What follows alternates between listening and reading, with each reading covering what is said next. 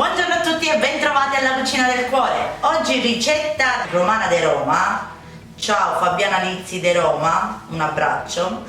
È una mia amica youtuber, andatela a trovare, vi lascio il link giù nei commenti. Che adoro, tra l'altro, una grande bella make-upara. Che cosa abbiamo fatto? Questi, i supplì, però li ho fatti di carne.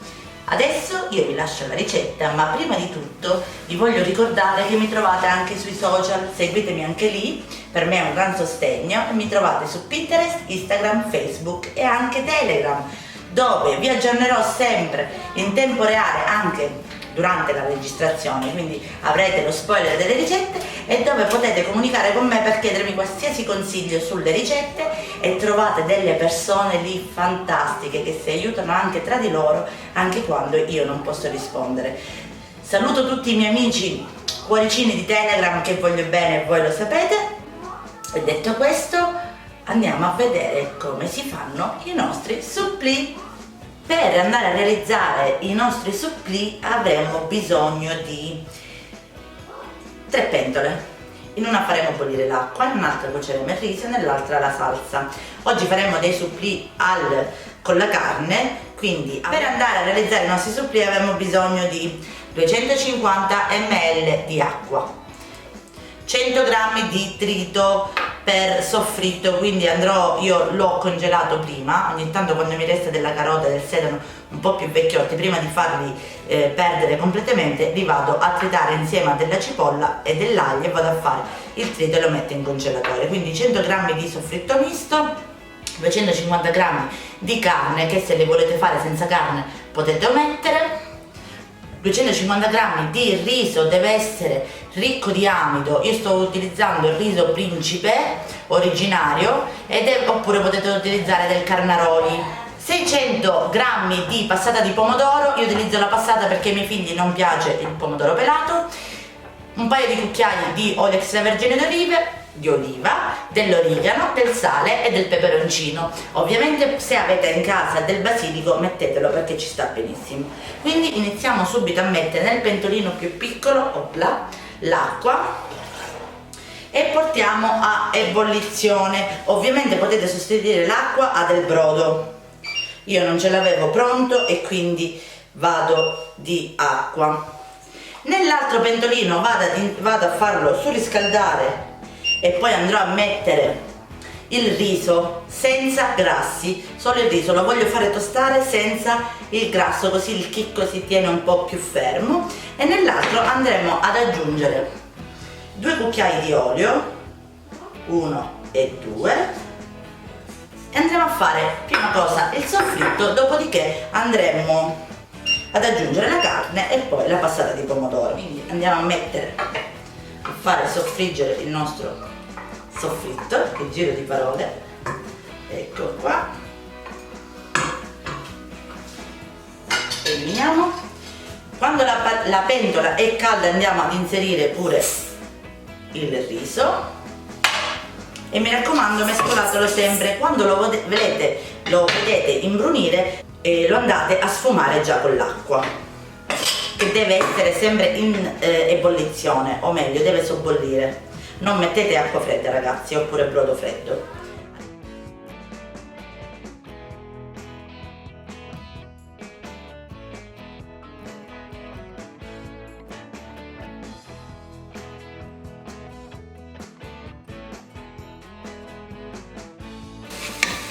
Una volta che il soffritto si sarà ben soffritto, andiamo ad inserire la carne, voilà, e andiamo a schiacciare bene.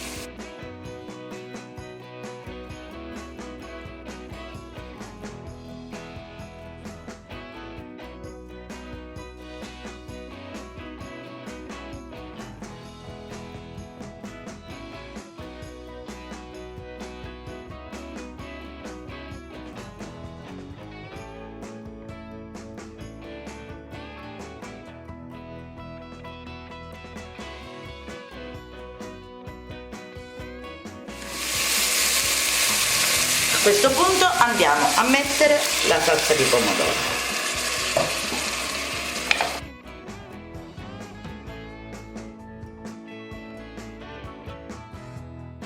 Vedete il riso come è diventato? Cominciamo a sfumare con l'acqua.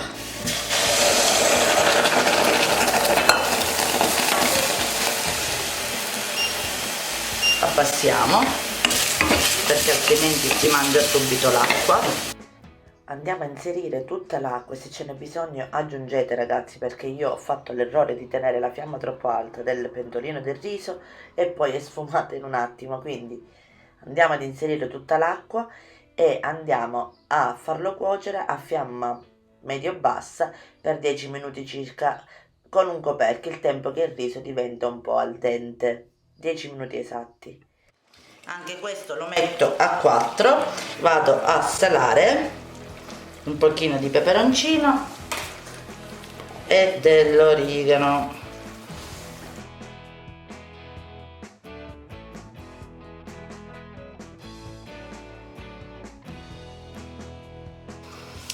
Ora, siccome io sono siciliana e a me piace meno agretto, vado a mettere mezzo cucchiaino di zucchero, vado a mettere un goccino di sale anche nel riso. Quando andrà a finire tutta questa acquetta qui andremo ad aggiungere, come se fosse brodo, anche la salsa di pomodoro.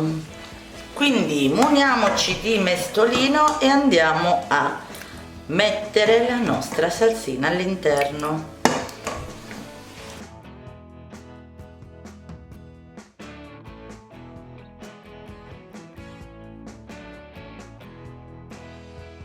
Quando si asciugherà andremo a mettere l'altra.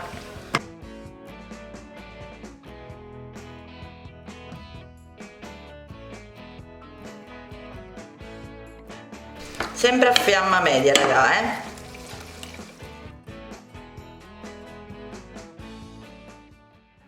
Quindi ogni volta che il sughetto si sia ben ristretto e amalgamato al riso andremo ad aggiungere l'altro fino a finirlo tutto. Ragazzi, cosa importante, dovete andare a assaggiare il chicchetto di riso. Quando vedete che il riso ha assorbito, tutto il sughetto, provate ad assaggiare, deve risultare al dente. Se vi sembra ancora troppo dietro di cottura aggiungete mezzo bicchiere di acqua e aspettate fino a che tutto si diventi bello ristretto, non ci devono essere troppi liquidi.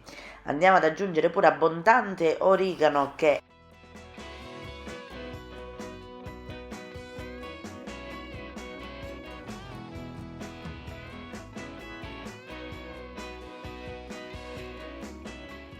e come al solito mi dimentico di dirvi qualcosa degli ingredienti. Questa volta ho dimenticato di dirvi che alla fine, quando il riso avrà assorbito del tutto il sughetto, andremo a mantecarlo con del formaggio grattugiato, 60 grammi di grana padano ho messo io, ma voi potete mettere quello che avete in casa. Se avete del pecorino mettetelo, che quando buono è, non vi dico. Detto questo, mantecate il tutto e trovate sempre, comunque andate a visionare il blog perché troverete lì la ricetta scritta bene per intero e anche stampabile e modificabile, quindi andate sul sito www.lacucinadelcuore.blog che troverete il link qui sotto nella tendina dell'info box. Che bontà, ragazzi, guardate qua. E andiamo a versare il nostro riso sopra un bel vassoio grande, in questo modo raffredderà prima. Aspettate, raccogliamo tutto. Quindi andiamo a stendere il nostro riso su tutta la nostra placca da forno, su tutto il nostro vassoio. Io ho dato uno spessore di 2 cm, 1,5 cm circa e poi ho coperto con pellicola trasparente e l'ho lasciato raffreddare del tutto. E così dovete fare voi. Magari se avete tempo fatelo riposare una notte in frigorifero. Comunque, ci vediamo dopo che il riso si sia raffreddato. Nel frattempo che il nostro riso raffredda andiamo a prendere la nostra mozzarella e andiamola a tagliare. La mettiamo un po' sotto sale così da fare perdere i liquidi in eccesso. Quindi prima facciamo delle fettine così e poi delle striscioline a mo' di bastoncino praticamente.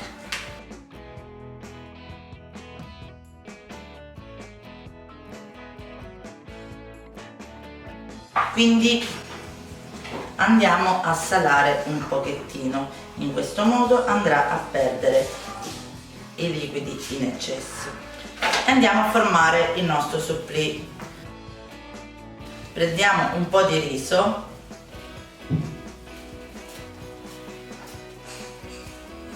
e lo andiamo a compattare sulle mani. Prendiamo un bastoncino di mozzarella e andiamo a richiudere il tutto.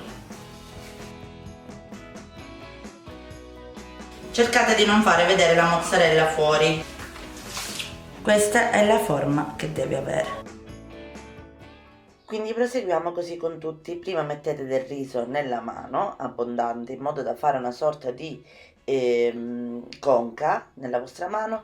Andate a mettere un bastoncino di mozzarella e andate a richiudere il tutto e andate a formare così una sorta di cilindretto. Dopodiché lo mettete su un vassoio e proseguite così con tutti. Ovviamente se manca da qualche punto il riso aggiungetelo un goccettino e andate a premere bene. Non deve fuoriuscire la mozzarella, ragazzi, ovviamente. Io proseguo con tutti e ci vediamo dopo.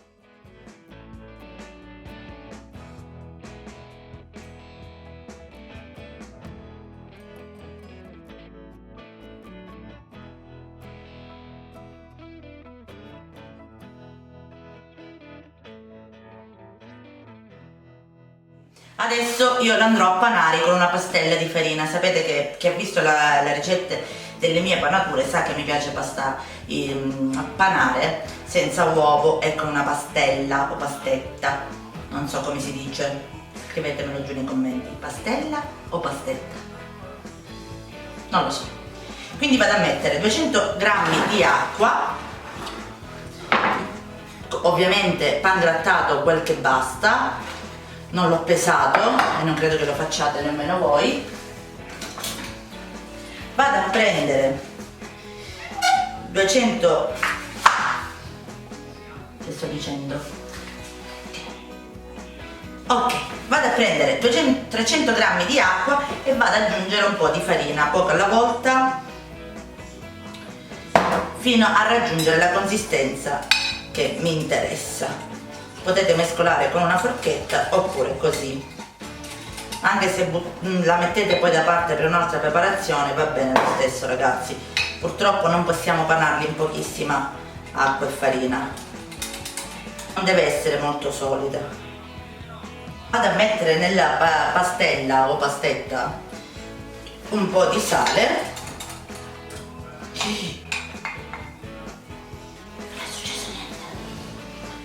Ok, perfetto. Quindi ho aggiunto 130 g di farina e 300 g di acqua. Vado a mescolare bene e vi faccio vedere che non ci sono grumi.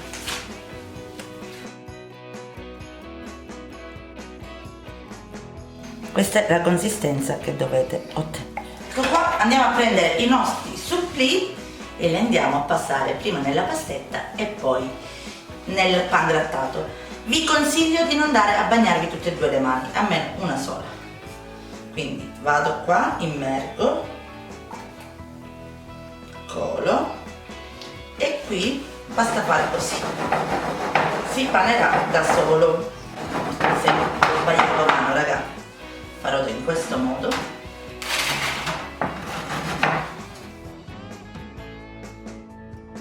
Ed ecco qui il nostro primo supplì.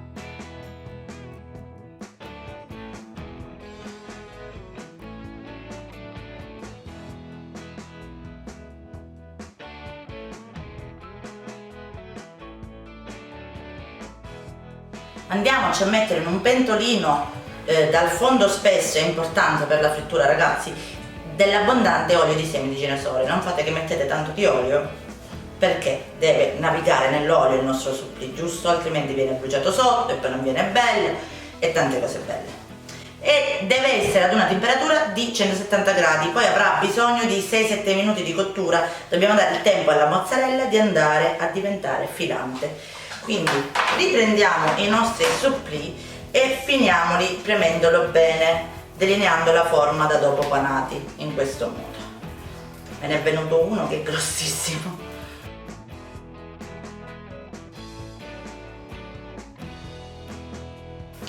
facciamo questo lavorino qua da dopo panati per andare a fissare. Se volete potete andarli a mettere ancora in frigorifero un'oretta per fare fissare, anzi sarebbe meglio farli riposare o tutta la notte o un'oretta in frigo. Potete pure decidere di congelarli in questo modo, ma dal momento che li riprendete li andate a passare di nuovo nella mollica. Ok? In tutto abbiamo ottenuto 4, 8, 12, 14 supplì. 14 supplì con le dosi che voglio.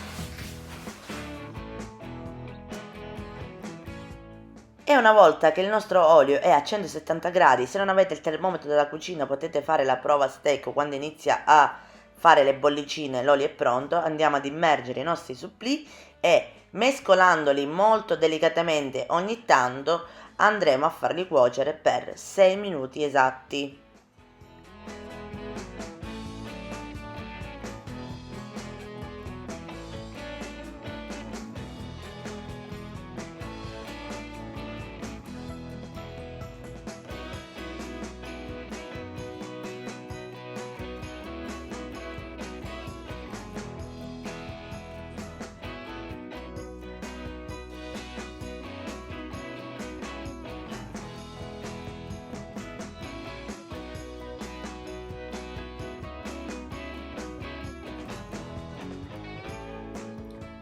Come potete notare dalla carta, a parte le parti dove avevo messo già il colino, il supplì non è unto d'olio. Questo succede quando si cuoce alle giuste temperature, ragazzi, altrimenti se cuociamo alle temperature sbagliate andremo a mangiare una cosa piena di olio e non fa bene in quel caso. Quindi cosa fondamentale, andate a cuocere alle giuste temperature sempre tutti gli alimenti. Se una cosa vi indico 170 gradi, cuocetela a 170. Se vi indico 190, io o altre persone vi dicono 190, cuocetela a 190. A seconda di quello che si frigge avrà bisogno delle proprie temperature. Quindi dopodiché li passo su carta assorbente e li lascio intiepidire un pochettino, non mangiateli da caldi perché altrimenti vi ammazzate, troppo caldi. Io li frigo tutti e ci vediamo dopo per la prova assaggio.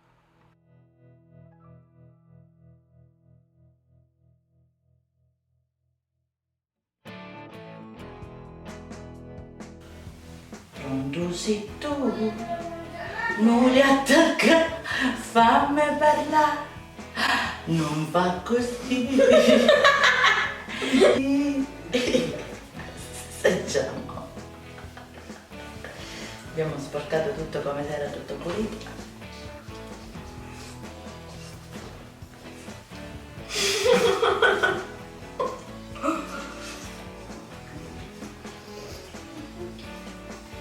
Vincenzo! Raccogliere immediatamente.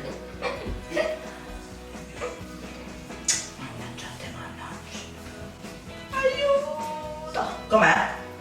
Sono buonissimi! O no? Rifateli anche voi. Se li rifate inviatemi le ricette che vi riposterò con molto piacere sulle mie storie di Instagram. E vi ricordo che la ricetta ovviamente la trovate sempre scritta nel blog. La aggiornerò con una mozzarella anziché due, perché ne ho consumata solo una, l'altra la mangeremo così. Vi ringrazio ancora tutti, spero che la ricetta vi sia piaciuta e se vi è piaciuta scrivetemelo giù nei commenti. Vi mando un grosso abbraccio, alla prossima video ricetta dalla cucina del cuore. Ciao!